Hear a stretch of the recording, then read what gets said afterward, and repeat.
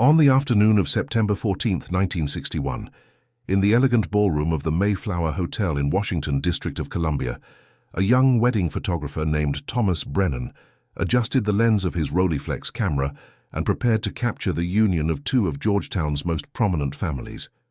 The autumn light streamed through the tall windows, casting golden shadows across the faces of senators, diplomats, and society figures who had gathered to witness the marriage of Elizabeth Whitmore to James Crawford. What nobody in that room understood, not the bride in her ivory gown, not the groom with his nervous smile, not even the FBI agents who would later pore over every frame, was that hidden in the background of one seemingly ordinary photograph lay evidence that would eventually dismantle one of the most sophisticated Soviet intelligence operations ever conducted on American soil. Thomas Brennan believed he was simply doing his job that day, freezing moments of joy and celebration for a wealthy family who wanted their special occasion immortalized in silver and light. He had no idea that within those frames, history was quietly unfolding, waiting to be discovered by eyes that would learn to see what others had missed. But before we dive into this story, make sure to leave a like and subscribe to the channel so we can bring you the most gripping Cold War and espionage stories every day. And tell me in the comments where you're watching from. It really helps support us. Thomas Brennan had come to Washington from Philadelphia in 1953, carrying nothing but a battered camera case and a determination to make something of himself in the nation's capital. He was 23 years old then, the son of a factory worker and a seamstress, and he had learned photography from an uncle who ran a small portrait studio in Kensington. What his uncle had taught him went beyond the technical aspects of exposure and composition. He learned to see what others missed, to find the story within the frame, to understand that every photograph was a frozen moment that could never be retrieved once the shutter closed. His uncle had been a taciturn man, given to long silences punctuated by cryptic observations about the nature of light and truth. He would spend hours arranging a single shot, moving objects by fractions of an inch, until the composition satisfied some internal standard that he could never fully articulate. Thomas had watched and learned, absorbing not just techniques but a philosophy.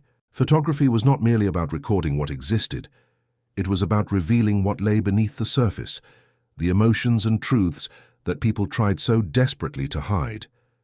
In those early years in Washington, Thomas scraped together a living photographing debutante balls, garden parties, and the occasional political event. Washington in the 1950s was a city of contradictions, a place where power moved through drawing rooms and private clubs as much as through the halls of Congress. The Cold War had transformed the capital into something more than just a seat of government. It had become the front line of an invisible conflict where information was the most valuable currency and trust was a commodity that could get you killed. The Georgetown neighborhood, where many of Thomas's wealthiest clients resided, was particularly saturated with this atmosphere of intrigue.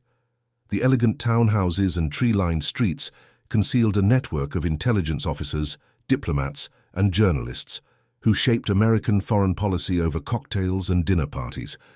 Thomas photographed their weddings and christenings, their birthday celebrations and anniversary dinners, never fully comprehending the significance of the people who passed before his lens.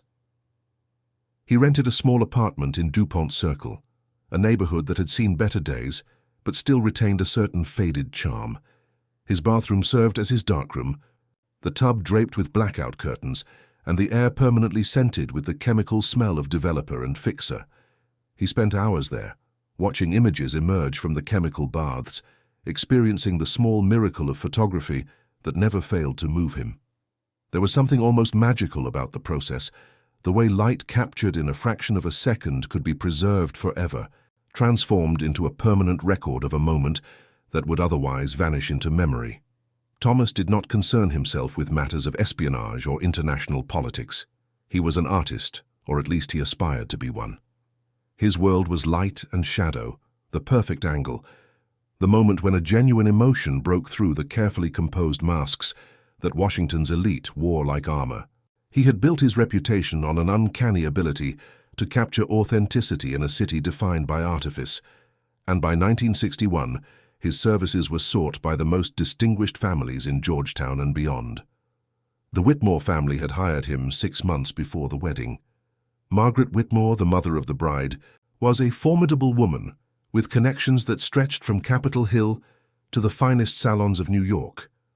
Her husband, Richard Whitmore, served as an undersecretary at the State Department, a position that placed him at the intersection of diplomacy and intelligence that defined Washington's inner circles. Their daughter Elizabeth was marrying James Crawford, the son of a prominent attorney whose clients included several defense contractors and at least 2 sitting senators. The initial meeting had taken place in the Whitmore residence, a stately Georgian mansion on P Street that had been in the family for 3 generations. Margaret Whitmore had received Thomas in a parlor filled with antiques and fresh flowers, her manner cordial but assessing. She had examined his portfolio with the critical eye of a woman accustomed to the finest things, lingering over certain images and dismissing others with the slightest flicker of her expression. Thomas had learned to read such clients. They wanted more than technical competence. They wanted someone who understood their world, who could capture not just the events of a wedding, but the social significance of the occasion. The Whitmore wedding was not simply a union of 2 young people. It was an alliance of powerful families, a consolidation of influence that would ripple through Washington society for decades to come. The photographs would be studied and discussed, displayed in drawing rooms, and passed down through generations. They had to be perfect. He had spent weeks planning every angle, scouting the Mayflower Hotel venue multiple times, consulting with the florists and caterers to ensure that he understood how the space would be transformed. He had even persuaded the hotel to let him install additional lighting in the ballroom, subtle fixtures that would ensure every shot captured the grandeur of the occasion. He had mapped out the positions he would occupy during the ceremony and reception, calculating the angles of light at different times of day, anticipating the movements of guests and wedding party alike. What Thomas could not have planned for was the man who arrived late to the ceremony, slipping into a seat near the back of the ballroom just as the bride began her walk down the aisle. Thomas noticed him only because the movement caught his eye, a disruption in the carefully choreographed scene he was documenting. The man moved with a fluid grace that suggested practice, finding his seat with minimal disturbance while all eyes were fixed on the bride. Thomas made a mental note of the latecomer and continued shooting, his Rolleiflex clicking steadily as Elizabeth Whitmore made her way toward her waiting groom. The man who had arrived late was named Victor Sorokin, though none of the wedding guests knew him by that name. To the few people at the reception who would speak with him, he introduced himself as Victor Sterling, a business associate of the groom's father, who had traveled from New York for the occasion. He was a man of average height, with graying hair and the kind of forgettable face that seemed designed to slip from memory the moment you looked away. He wore an expertly tailored suit, spoke flawless English with only the faintest hint of an accent that most Americans would assume was European, and carried himself with the quiet confidence of someone accustomed to moving through elite social circles. Victor Sorokin had been operating in the United States for nearly 12 years, one of the longest deployments of any Soviet illegal operative in the Western Hemisphere. He had arrived in 1949, posing as a Polish refugee fleeing the communist takeover of his homeland. The irony of this cover story was not lost on him. In reality, he was a senior officer of the Soviet intelligence services, one of the most successful illegal operatives ever deployed on American soil. His mission was to cultivate relationships with individuals who had access to sensitive information, to build networks of sympathizers and informants who could feed Moscow's insatiable appetite for American secrets. The training that had prepared Victor for this role had begun in 1943, when he was barely 20 years old. He had been selected from hundreds of candidates for his exceptional language abilities and his natural gift for blending into unfamiliar environments. For 6 years, he had studied every aspect of American life. He learned not just the language, but the idioms, the cultural references, the subtle class markers that distinguished a Harvard man from a Yale man, a Bostonian from a New Yorker. He studied American history, politics, sports, and entertainment. He learned to drink bourbon instead of vodka, to follow baseball instead of football, to express opinions about jazz and literature and the latest Broadway shows. Over the years, Victor had played dozens of roles. He had been a university professor, a business consultant, an art dealer, and a cultural attaché. He had attended countless events exactly like this one, working the rooms of American power with the patience and precision of a master craftsman. His handlers in Moscow considered him one of their greatest assets, a man who understood Americans better than they understood themselves. The wedding of Elizabeth Whitmore and James Crawford had drawn Victor's attention for a specific reason. Among the guests was a mid-level official at the Central Intelligence Agency, a man named Harold Patterson, who had been quietly feeding information to the Soviets for the past 3 years. Patterson had been recruited through a complicated chain of intermediaries, and Victor had never met him directly. Their communication was conducted through dead drops and coded messages, the painstaking tradecraft that kept Soviet operations invisible to the FBI's counterintelligence efforts. Harold Patterson was an unlikely spy. He had grown up in a comfortable middle-class family in Connecticut, attended Yale on a scholarship, and joined the CIA fresh out of graduate school with genuine patriotic fervor. For the first decade of his career, he had been everything the agency wanted: intelligent, dedicated, and absolutely loyal. He had served with distinction in several foreign postings, earned commendations for his analytical work, and seemed destined for advancement to the senior ranks. But something had changed in Patterson around 1958. The pressures of his work, combined with personal difficulties that included a failing marriage and mounting debts, had begun to erode his once ironclad commitment to his country. He had grown cynical about the Cold War, coming to believe that both sides were equally corrupt and equally dangerous. When a Soviet intermediary approached him with an offer of money in exchange for information, Patterson had surprised even himself by accepting. On this particular afternoon, Victor had received urgent instructions from Moscow. A critical piece of information needed to be passed immediately, too sensitive for the usual channels. Victor was to make direct contact with Patterson at the wedding, using the chaos of the celebration as cover for their meeting. It was a risky decision, the kind of move that violated every principle of operational security. But the stakes were high enough that Moscow had determined the risk was worth taking. Thomas Brennan knew nothing of these matters as he moved through the reception, capturing the joy and elegance of the occasion. He photographed the first dance, the cutting of the cake, the endless rounds of toasts that seemed to grow more effusive as the champagne flowed. He worked his way through the crowd, seeking out the candid moments that would give the wedding album its emotional depth. A grandmother wiping away tears of joy as she watched her granddaughter dance. Two old friends embracing after years apart, their faces alight with remembered affection. The flower girl falling asleep in her father's arms, exhausted by the excitement of the day. These were the images that Thomas treasured, the unscripted moments that revealed the humanity beneath the polished surfaces. He had learned that the best photographs were rarely the posed ones, the formal groupings arranged with mathematical precision.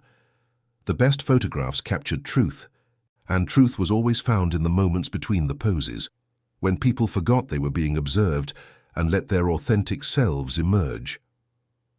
It was during one of these wandering circuits that Thomas found himself at the edge of the ballroom, near a service entrance that led to the kitchen. The light there was poor, the kind of murky dimness that professional photographers usually avoided. But Thomas had noticed something interesting. Two men stood in the shadows, their heads bent close together in what appeared to be an intense conversation. Their body language was wrong for a wedding reception. There was a tension in their shoulders, a guardedness in their posture that suggested something more serious than social pleasantries. Thomas raised his camera almost instinctively. It was the kind of shot that probably would not make it into the final album, too dark and too distant to show much detail. But something about the scene intrigued him, some instinct honed through years of looking for the truth in unexpected places. He adjusted his exposure to compensate for the low light, steadied his hands against a nearby pillar, and pressed the shutter release. The photograph captured a moment that lasted perhaps 2 seconds. In the foreground, slightly out of focus, a waiter passed carrying a tray of champagne glasses, his white jacket a blur of motion.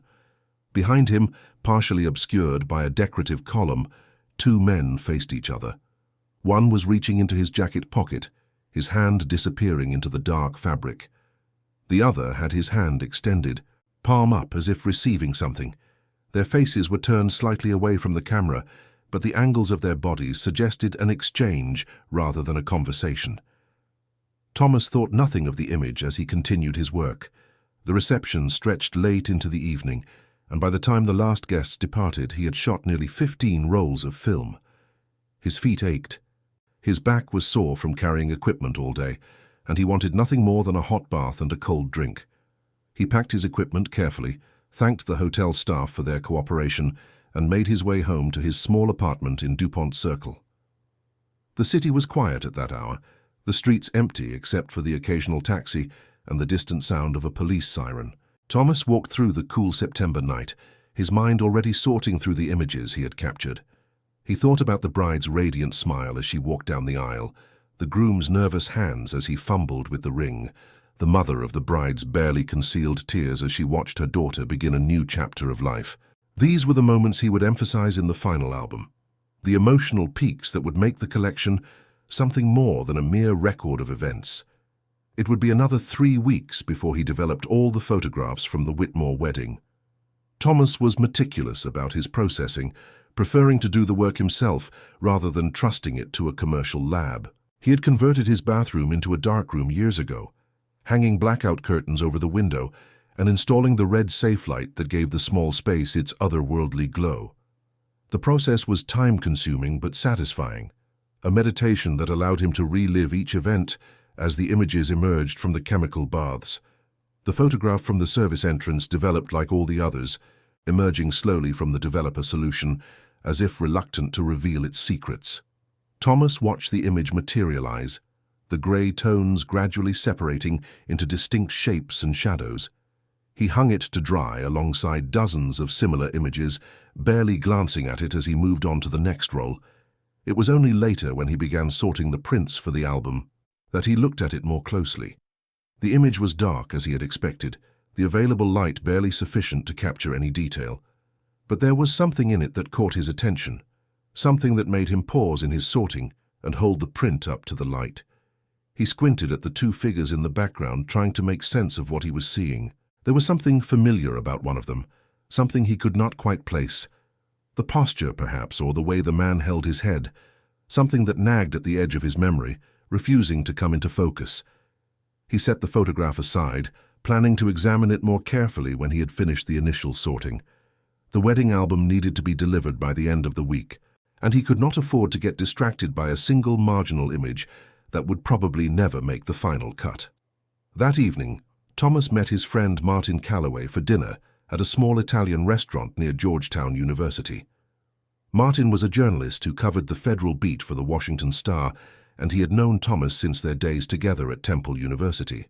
They had maintained their friendship across the years, meeting regularly to share stories and commiserate about the challenges of their respective professions. Martin was one of the few people in Washington who knew Thomas as something more than just a photographer, who understood his artistic aspirations and his frustration at being trapped in a commercial career.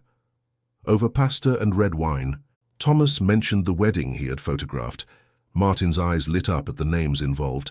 "The Whitmore wedding?" Martin said, leaning forward with interest. "That was quite the affair, from what I heard. Half of official Washington was there.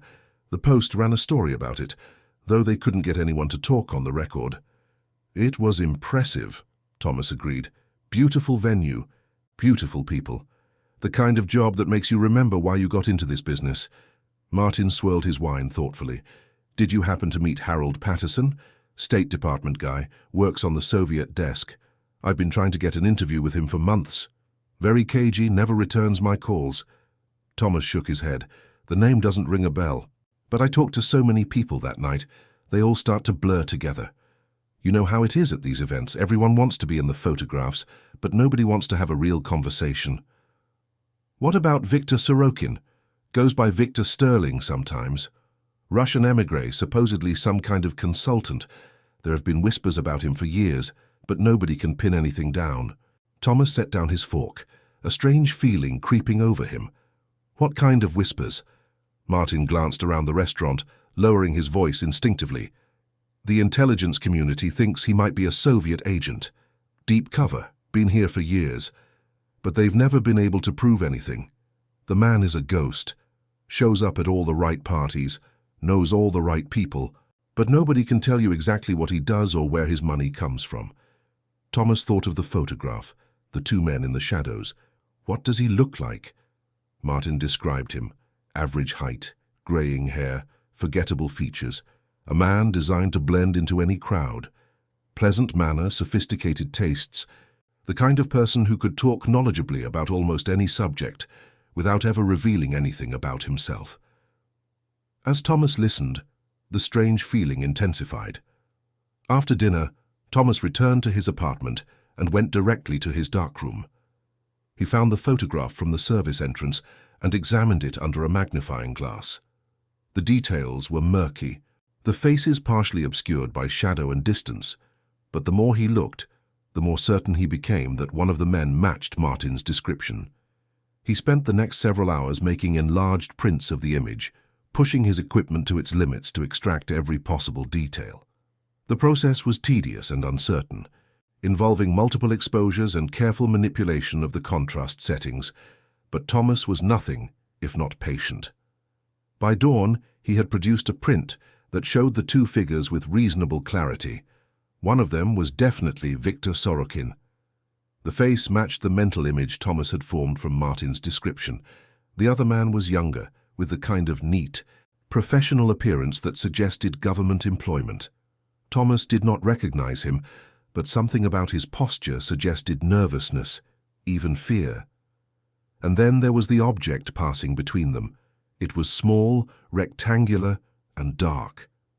In the dim light of the service entrance, it could have been anything: a business card, a matchbook, a folded piece of paper. But the way the men were positioned, the tension in their bodies, the furtive angle of their heads, suggested something more significant. Thomas sat back in his chair, the enlarged photograph in his hands, and considered what to do next. He was not a political person by nature. He had no strong opinions about the Cold War, no particular interest in the shadowy world of espionage. He was a photographer, an artist, a man who captured moments rather than created them. But he was also a citizen, and if what Martin had said was true, then he might have accidentally documented something of vital importance to national security. The thought made him uncomfortable. He had no desire to become involved in such matters, no wish to attract the attention of the FBI or any other government agency. He had built a good life for himself in Washington, and he did not want that life disrupted by forces beyond his control. For 3 days, Thomas did nothing. He finished the Whitmore album, delivering it to the grateful family who pronounced it the finest collection of wedding photographs they had ever seen. He photographed a bar mitzvah in Bethesda, capturing the nervous excitement of a 13-year-old boy becoming a man in the eyes of his community. He documented a retirement party at the Pentagon, watching aging generals exchange war stories and contemplate the uncertain years ahead. He went about his life as if the mysterious photograph did not exist, but it haunted him. Every time he closed his eyes, he saw those two figures in the shadows, the object passing between them.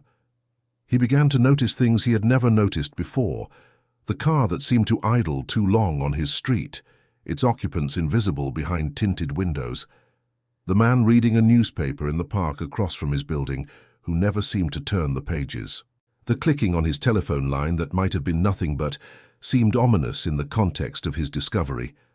On the 4th day, Thomas called Martin and asked if they could meet. His friend heard something in his voice, an urgency that was unusual for the typically calm photographer, and agreed immediately. They met at a different restaurant this time, a diner in Alexandria where neither of them was known. Thomas laid the photograph on the table between them. "Is this him?" he asked. Martin studied the image for a long moment, his journalist's eye taking in every detail. His face went pale. "Where did you get this?" Thomas explained. The wedding, the service entrance, the accidental photograph. As he spoke, Martin's expression grew increasingly troubled. "You need to take this to the FBI," Martin said finally. "Right now, today. This could be the break they've been looking for. The Bureau has been trying to identify Soviet operatives in Washington for years. If this is what I think it is, you may have captured evidence of an actual intelligence exchange." Thomas hesitated. "What will happen to me?" "I'm just a photographer. I don't want to get involved in all this." Martin reached across the table and gripped his arm. Thomas, listen to me. If this is what I think it is, you're already involved. The question is whether you help your country or let these people continue to do whatever they're doing. You're not a political person, I know, but this isn't about politics. This is about protecting innocent people from those who would do them harm. The FBI field office in Washington occupied an unremarkable building on Pennsylvania Avenue, its bland facade giving no hint of the intense activity within. Thomas arrived there the next morning with the photograph tucked carefully in his portfolio. He told the receptionist that he had information regarding Soviet espionage, and within minutes he was escorted to a small interview room on the 3rd floor. The man who entered the room introduced himself as Special Agent William Harrow. He was in his 40s, with the kind of calm, assessing gaze that suggested he had heard every story imaginable and believed almost none of them. He listened as Thomas explained how he had come to take the photograph, asking occasional questions, but mostly allowing Thomas to tell his story in his own way. When Thomas finished, Harrow examined the photograph in silence for several minutes. His expression revealed nothing, but Thomas noticed a subtle tension in his shoulders, a quickening of his breathing that suggested the image was significant. "You say this was taken at the Whitmore wedding?" Harrow asked. Thomas nodded. "September 14th. Late in the reception, maybe 9 or 10 at night. The lighting was terrible, which is why the image is so grainy." "Did you show this photograph to anyone else?" "Just my friend Martin Calloway. He's the one who suggested I bring it to you." Harrow made a note. "The journalist. Yes, we know him." He looked up at Thomas with new interest. "Mr. Brennan, do you have the negatives from this event?" Thomas had anticipated this question. He produced a small envelope containing the negative strip that included the incriminating frame. Harrow accepted it with something approaching reverence. "You've done an important thing today," Harrow said. "I want you to understand that. This photograph could help us close a case we've been working on for years." He paused, choosing his next words carefully. "But I also need you to understand that from this moment on everything we discuss is classified. You cannot tell anyone about this conversation or about the significance of this photograph. Do you understand?" Thomas nodded, though a part of him already regretted coming. He had stepped through a door that could not be reopened, entered a world he did not understand and did not want to be part of. In the weeks that followed, Thomas learned what it meant to be a witness in a counterintelligence investigation. He was interviewed repeatedly, sometimes for hours at a time. FBI agents examined every photograph he had taken at the wedding, looking for additional evidence of the exchange he had captured. They asked about his personal history, his political beliefs, his associations. They investigated his friends, his colleagues, his former employers. They wanted to know about every trip he had ever taken, every book he had ever read, every conversation he could remember having about politics or international affairs. The experience was exhausting and frightening. Thomas had always prided himself on living a simple, transparent life. Now every aspect of that life was being scrutinized by men in grey suits who seemed to find suspicion in the most innocent details. He could not tell anyone why he was being investigated, could not explain the stress that was slowly eroding his health and his peace of mind. But what troubled Thomas most was learning the identity of the second man in his photograph. His name was Harold Patterson, and he worked as an analyst at the Central Intelligence Agency. For 3 years, according to the FBI, Patterson had been passing classified information to the Soviets. The damage he had done was incalculable. Dozens of operations compromised, sources exposed, lives potentially lost. Thomas's photograph had captured the moment of an exchange. The dark object passing between the two men was a microfilm container, its contents a treasure trove of intelligence that Patterson had compiled over months of careful theft. Without that photograph, the FBI might never have been able to prove the connection between Patterson and Sorokin. They had suspected for years that a mole existed within the CIA, but they had been unable to identify him. The photograph changed everything. Armed with visual proof of the exchange, the FBI was able to obtain warrants to search Patterson's home and office. They found additional evidence of his espionage, including a sophisticated one-time pad code system, a shortwave radio hidden in his basement, and a hidden compartment in his desk containing thousands of dollars in cash. Patterson was arrested in November of 1961. and his interrogation led to the identification of 3 other Soviet agents operating in the Washington area. Viktor Sorokin was not among those arrested. By the time the FBI moved against Patterson, the Soviet operative had vanished from his usual haunts. His apartment was empty, his cover identities abandoned. The intelligence community suspected he had fled the country, recalled by Moscow before he could be compromised. He would never be seen in the United States again, though rumors persisted for years that he had continued his intelligence work from a comfortable posting in Eastern Europe. The trial of Harold Patterson was one of the most closely watched espionage cases of the Cold War era. The evidence against him was overwhelming, including Thomas's photograph, which was entered into evidence as Exhibit 23. Patterson's attorneys argued that the image was too grainy to prove anything, that it could have been doctored, that it showed nothing more than 2 men having a conversation at a social event. But the jury saw what Thomas had seen. The tension in the bodies, the furtiveness of the exchange, the way the 2 men seemed to be hiding from the very air around them. Combined with the other evidence, the photograph was damning.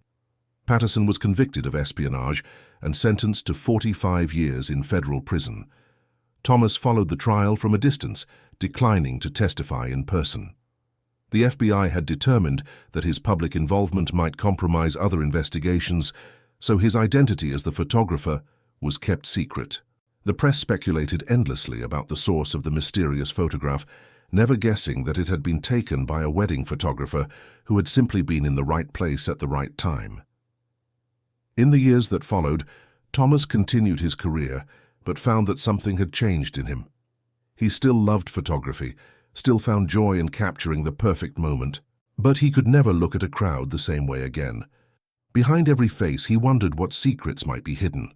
Behind every gesture, he looked for the signs of deception that he had learned to recognize during his months of FBI interviews. He also became more aware of the world around him. The Cold War, which had always seemed like an abstraction, became real to him in a way it had never been before. He understood now that the conflict between East and West was not just fought on distant battlefields or in the councils of world leaders. It was fought in the shadows of Washington ballrooms, in the service entrances of grand hotels, in the everyday interactions of ordinary people who were not as ordinary as they seemed. The photograph that Thomas had taken on September 14, 1961, eventually found its way into the archives of American intelligence history. It was studied by counterintelligence trainers who used it to illustrate the importance of surveillance photography. It was analyzed by historians who saw in it a perfect encapsulation of Cold War espionage. It was even referenced in several books about Soviet operations in the United States, though Thomas's name was never mentioned. For his part, Thomas kept a copy of the original print in a locked drawer in his apartment. He would take it out sometimes late at night and study the 2 figures in the shadows. He thought about Viktor Sorokin, who had escaped justice and presumably returned to Moscow to continue his work for Soviet intelligence. He thought about Harold Patterson, who would spend the rest of his life in prison for betraying his country. He thought about all the lives that had been affected by that single moment, frozen forever in silver and light. Thomas Brennan passed away in 1998 at the age of 68. He had never married, never had children, never achieved the artistic recognition he had once dreamed of. But in the final years of his life, he found a kind of peace in knowing that he had made a difference. A single photograph, taken almost by accident, had helped to protect his country from those who wished it harm. The Cold War ended in 1991, the Soviet Union collapsing under the weight of its own contradictions. The world that had produced men like Viktor Sorokin and Harold Patterson faded into history, replaced by new threats and new challenges. But the lessons of that era remained relevant. The importance of vigilance, the danger of complacency, the reality that enemies could hide in plain sight, wearing the masks of friendship and loyalty. Years after the Patterson case had faded from public memory, a young FBI analyst was reviewing old case files when she came across the photograph from the Whitmore wedding. She was struck by its artistry, the way the photographer had captured the tension of the moment, despite the poor lighting and difficult angle. She tracked down the photographer's name through classified records and was surprised to discover that he had been a civilian, a simple wedding photographer who had stumbled onto evidence of espionage. She wrote a paper about the case, arguing that it demonstrated the importance of what she called accidental intelligence. The photograph had not been taken by a trained surveillance operative using specialized equipment. It had been taken by an artist, a man who saw the world through a different lens than the professionals who spent their careers hunting spies.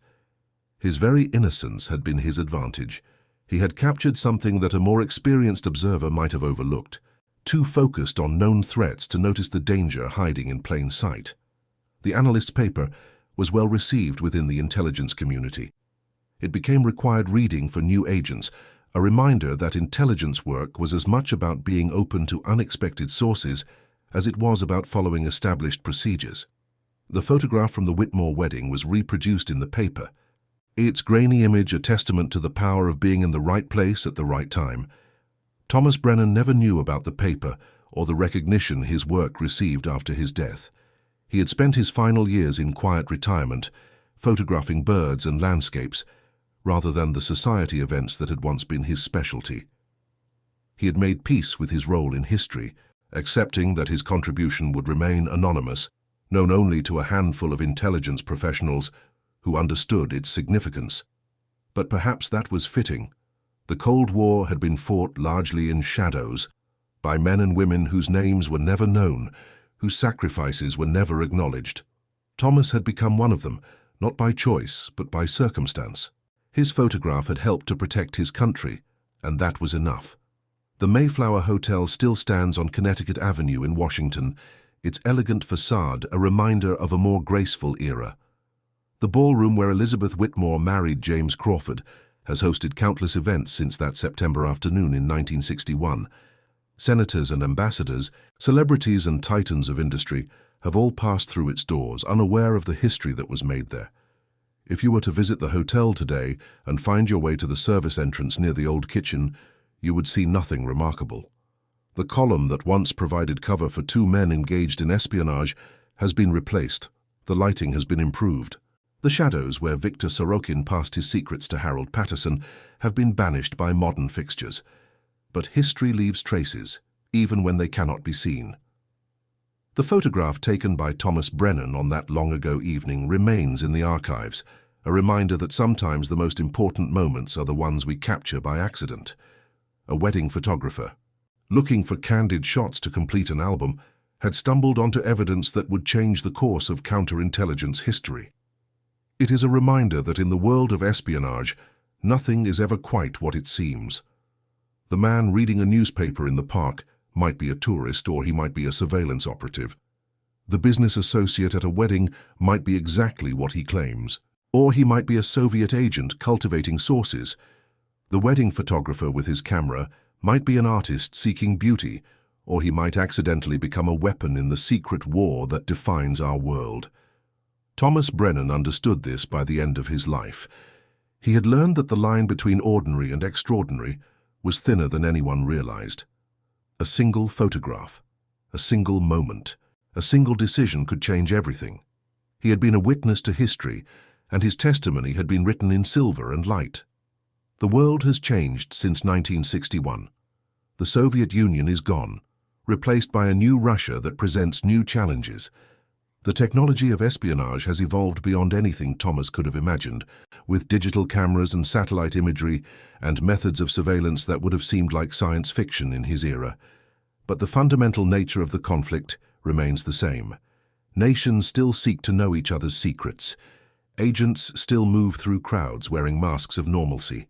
Photographers still capture moments that may hold more significance than anyone realizes. And somewhere in some archive known only to a handful of people, the photograph from the Whitmore wedding still exists. Its grainy image continues to tell its story to those who know how to read it. Two men in the shadows, one reaching into his pocket, the other extending his hand. A moment of betrayal frozen forever, captured by a man who was simply trying to do his job. Thomas Brennan would have liked that. He was, after all, a photographer. His job was to capture truth, to freeze moments that would otherwise be lost to time. He never expected that one of those moments would help to protect his country from those who wished it harm. But that was the nature of his art and of his accidental heroism. The photograph remains. The story endures. And the lesson is clear. Sometimes the most important thing you can do is simply pay attention to what is happening around you. You never know when you might capture something that changes history, and that concludes our story. If you made it this far, please share your thoughts in the comments. Do not forget to subscribe for more incredible stories and check out the video on screen. I am sure you will enjoy it. See you next time.